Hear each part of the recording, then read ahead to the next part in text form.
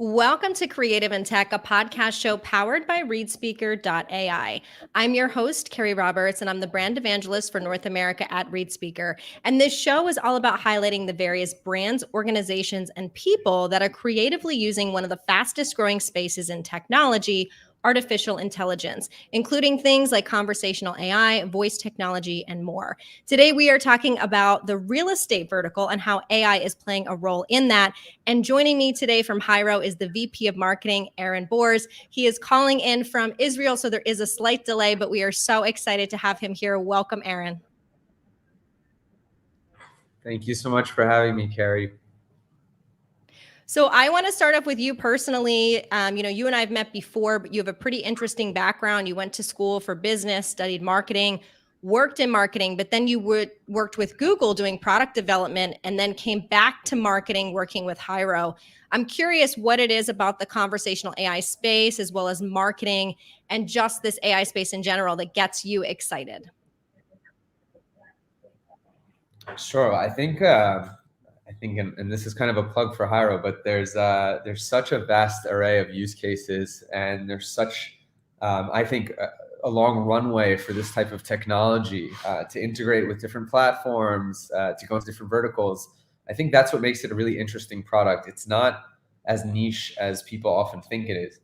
And that makes it fun to market. It makes it fun to build a brand around, and ultimately fun to continue to develop that technology and be a part of what is, the conversational revolution. Yes, and I know Hyro has done so much in the healthcare and government space, especially during the pandemic, but recently your company transitioned into adding real estate as a vertical. And I'd love for you to talk a little bit about what you noticed in the last couple of years was happening with real estate, what you were kind of seeing happen during the pandemic, and why you got into that vertical. Absolutely. So I think there are a lot of similarities across the board about verticals where people have to be there versus want to be there. What I mean by that is there's a difference between digital traffic that's looking at Nike.com versus digital traffic that's going to IRS, to request their economic stimulus payment, or going to a healthcare website to look for risk assessment for COVID-19, or looking for apartments because shelter is one of the many necessities of life, right? And so in real estate, there are use cases that people need. People have to go through them in order to complete this renter journey. And the pandemic kind of just shattered what was this standard for the renter journey or the buyer journey in real estate, which was to call up a real estate agent, or to walk by one of those real estate stores that you usually have in or real estate firms you usually have in mom and pop shops in these small towns. Flip through maybe a catalog and see houses or see apartments that stand out, and then call up and kind of make that appointment, meet the realtor. So that was like your typical journey in real estate. To find an apartment or to buy a house or something like that would be always rooted in the physical nature of it, to see it, to feel it, etc. And I think the pandemic forced people to now look at digital transformation for real estate, which seemed originally something that you wouldn't want to do. Also as agents and also as clients in real estate, you would want to go and physically see the property that you're interested in. And also create those connections. Real estate agents are notorious for creating, very personalized connections with people, especially in the United States. So the pandemic forced everyone online, and people still needed houses. People still needed apartments. Those are necessities. People had to be there. And so I think that's where conversational AI and process automation in general really came into play. And it forced to the surface all these new digital front door solutions for real estate, just like you had in healthcare.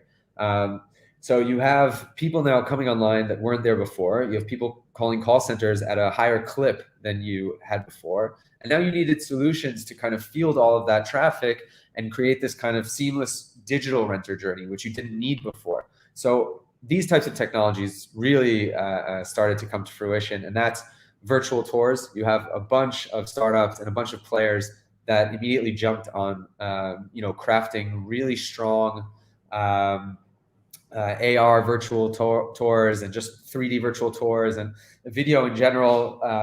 Placing the renter at the home without actually have to physically be there. You had online scheduling tools, which again that's where Hyro comes in. Booking those appointments for realtors who were overwhelmed by the digital traffic that they were experiencing because of the pandemic. A lot of different tools, especially, came about actually because of COVID-19 and forced us into what I think is a digital revolution for real estate that we're not going to retreat from.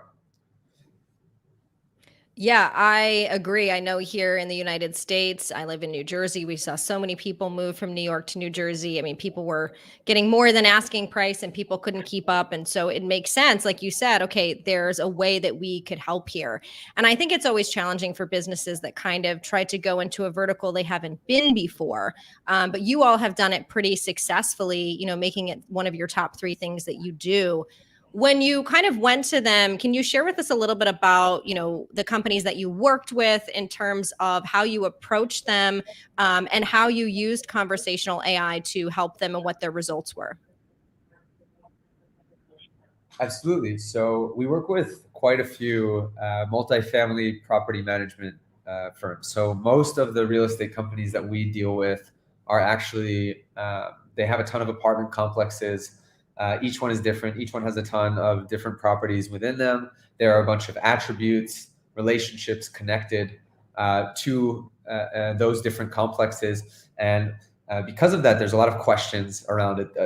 How many, can I bring my pets? How many square feet? Is there a pool in the complex? How far is this from the schools? There's a ton of questions surrounding these properties, and they're being uploaded at a clip where it's not always maintained well. So in order for these real estate agents to really connect with all these renters and provide all that information while also simultaneously trying to make this a smooth process from inquiry to booking that tour, which eventually, hopefully, they'll close the lease, right? That's the whole goal, is to win more leases.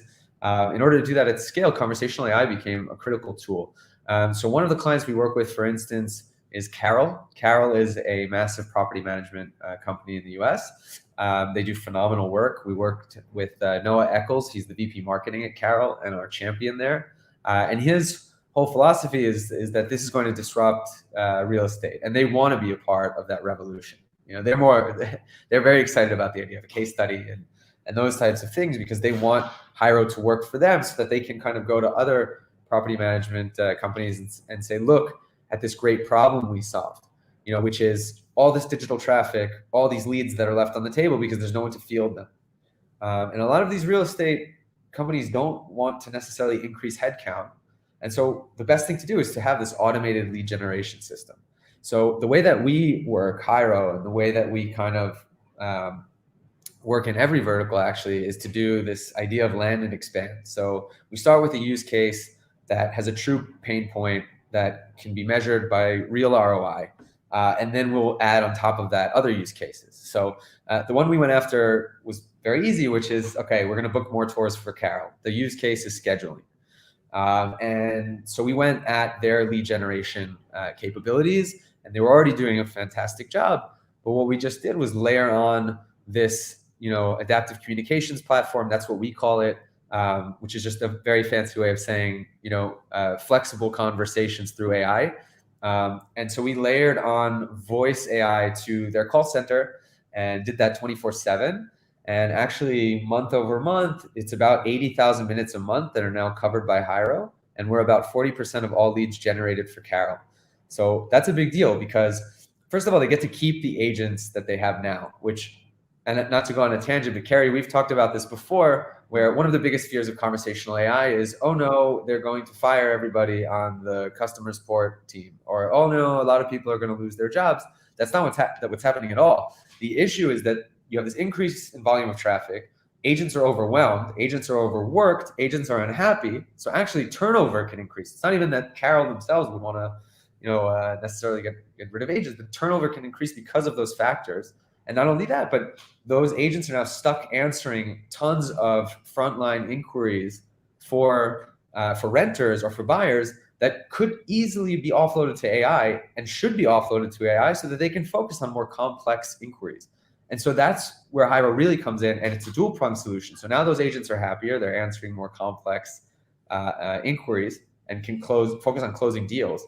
And the AI system is taking on 40% of the lead generation for Carol, booking 40% of their tours, so that again those agents are made to actually thrive in what's higher level in their space. And so that's what we did for Carol. We layered on that voice AI to their call center. And the conversations usually go something like, "Hey, I'm interested in property X. I was wondering, how many bedrooms is this? What's the price? Can I bring pets? When's the move-in date? The things of that nature." And through natural language, which is the core engine of Hyro, is built on natural language, we're able to understand all those different questions, the different attributes, the relationships between those attributes, context elasticity. So we're able to also pivot in the conversation. If towards the end of the call you said, you decide, "Oh wait, that price was too high," you can go backwards and start kind of start filtering through again and change a few of the attributes before the tour is booked. So all of that now is through Hyro, and what we're able to do is automate end-to-end tour booking. Another really cool thing we did with Carol is that it forced us to look at integrations with CRMs. And we were already doing that for bigger players like Salesforce. In healthcare, we are able to integrate through Epic App Orchard with the number one electronic medical record system in the US. And for real estate now, we had to come up with, it didn't take very long, but we were able to integrate with Knock CRM, who's this up-and-coming player in real estate as like an amazing niche customer relationship management platform for leads like renters, buyers, etc. in real estate. And so once we integrated with Knock, it became that much more seamless that agents who were already using this CRM and were already used to that platform didn't need to use Hyro's dashboard actually at all, even though we have a nice dashboard, but they were able to use Knock to get all of those leads, to review those leads, and kind of like take the information, put it in their pocket, walk over with the keys in their hand and show the apartment. And so we made it a very simple process.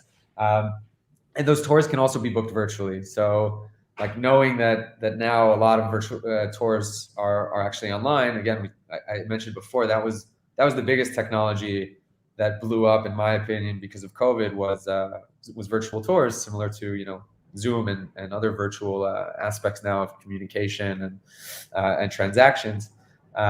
So we also book those tours, whether it's physical or virtual, and so agents are happy. They're just they're like collecting the leads list and going about their business and closing more leases. So for us, Carol is just an incredible example of what we can do in real estate, specifically for multifamily property management.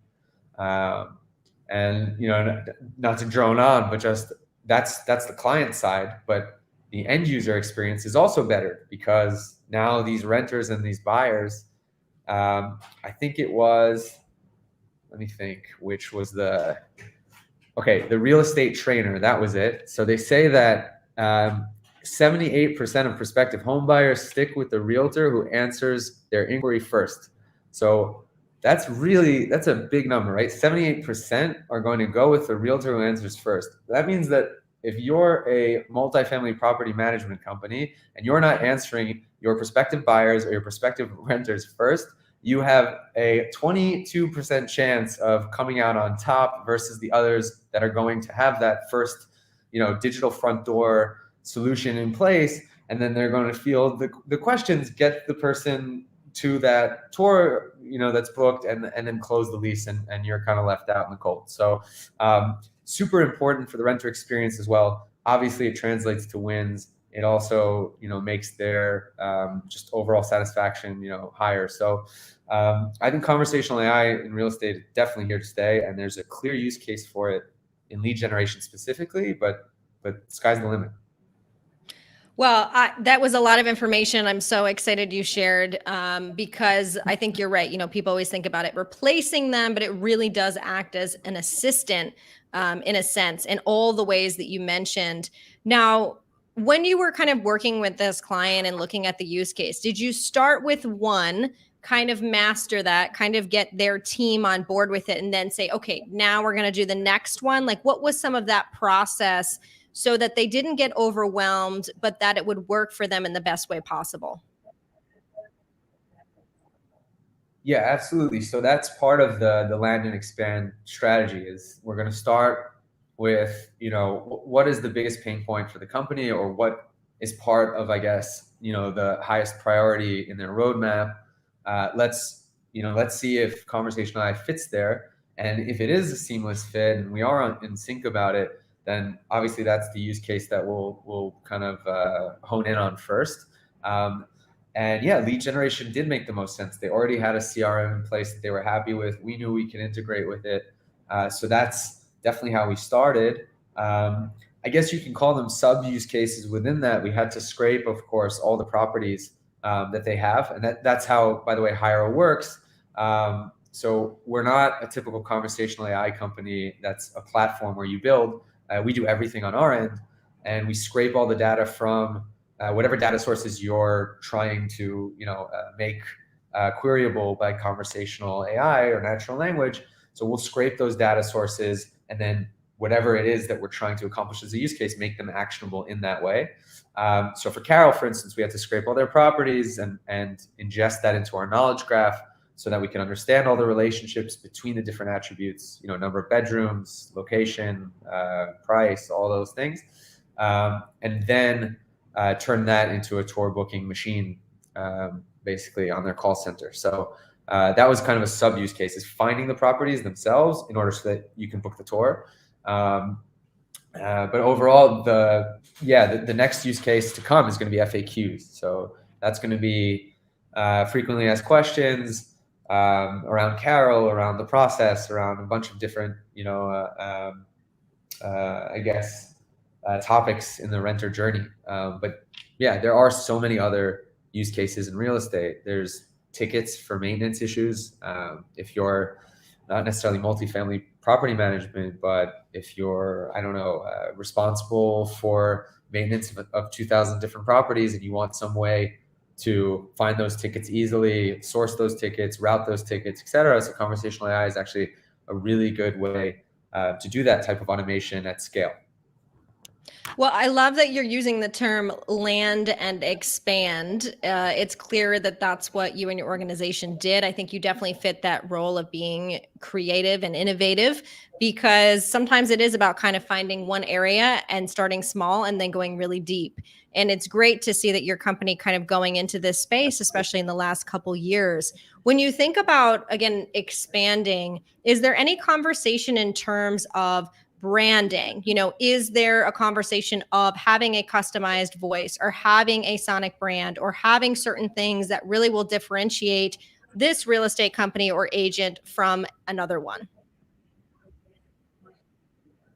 It's a great question. So we are a team that Hyro was basically born out of Google Duplex. Half of the first members of Hyro were from Google Duplex.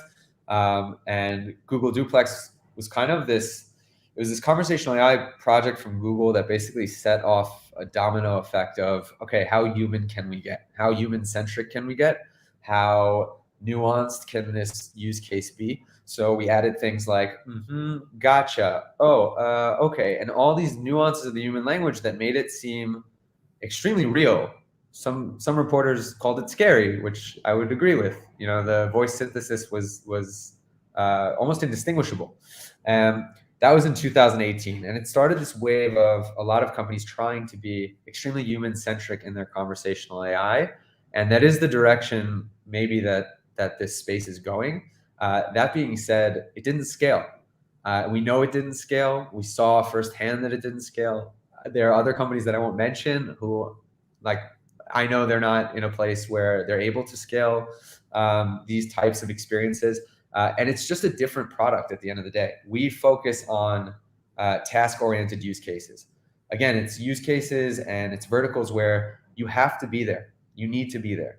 We're not trying to, delight the patient and make them, I don't know, think we're cool or hip or the patient is there to get things done. The faster we can do that for them, the more efficient we can be, then the more happy that person will be and the better the patient experience. Ultimately, it's the same with government, it's the same with real estate, same with education. I would argue there are some use cases in education that you want to be fun for the student body or something, but overall, if you're trying to apply to 10 different schools and you're a high school senior, you probably want to do that pretty quickly and efficiently. So those are the use cases we focus on, and I think there's a trade-off, of course, because you don't get to be as customized, and we're not trying to be, but ultimately our clients don't care about that as much. They care about the bottom line. Have you helped our users today?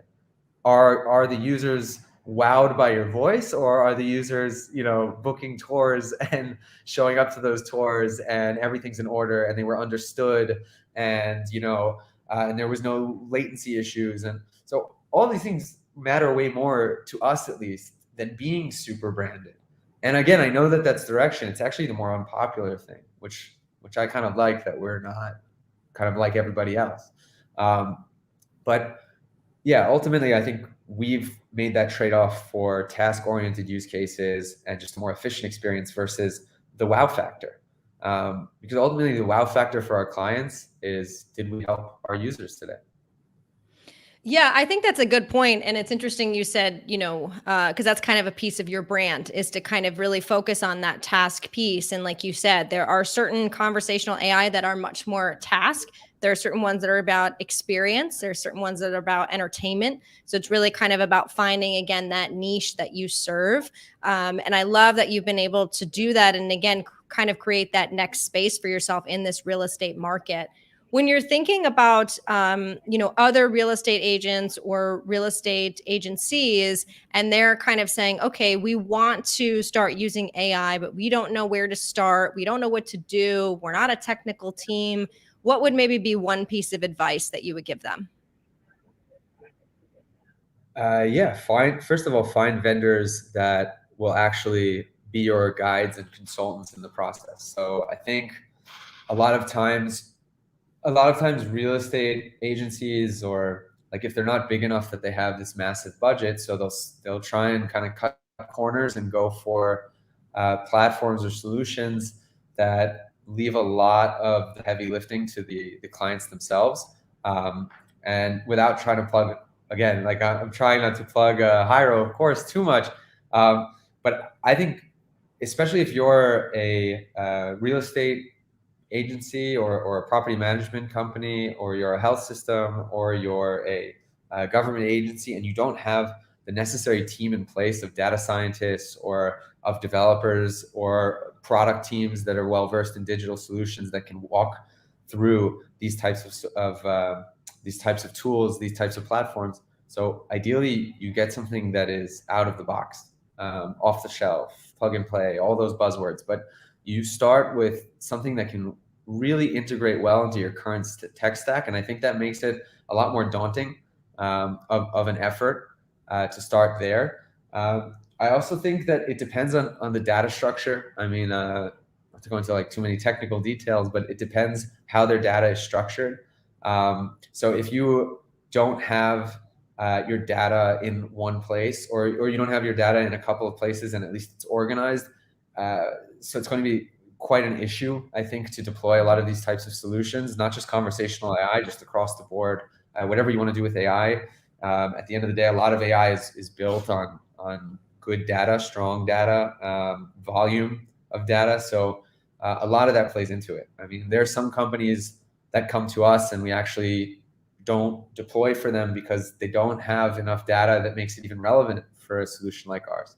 So I think just being honest with themselves about what resources do we have. Do we want to pay a premium for plug and play because we don't have the infrastructure necessary for some of this fancy AI technology, and how do we deploy, and are we going to get stuck maintaining this ourselves? It's really about being honest with the resources and how far you're going to go, because a lot of AI deployments don't pan out, especially when you look at AI chatbots. The turnover is very high.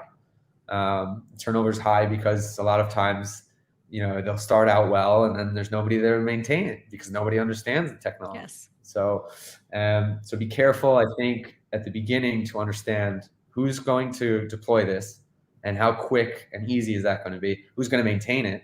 Do we have somebody we're bringing on, or is there some kind of outsourced? I know Deloitte does a lot of conversational AI, consultancy work, where they help companies maintain. So, are we going to invest in that? And those are important questions to ask before jumping into anything. No, I appreciate not only kind of your innovative way of thinking, but also your realistic approach. I think it's important to really be looking at where you're at this time. And like you said, sometimes it's starting with just getting your data organized before you even get to the tech side. So I appreciate you sharing that. If people want to learn more about anything we spoke about, where is the best place to get more information? So Hyro.ai, obviously our website, where it's chock full of resources on the subject, on conversational technologies in general, but also the verticals that we operate in. I think it's a great resource. I'll also throw some praise over to Rasa. I think they have incredible resources on conversational AI. I'm a big fan. Carrie is a genius when it comes to voice technologies. So anything she says or does on LinkedIn, follow her.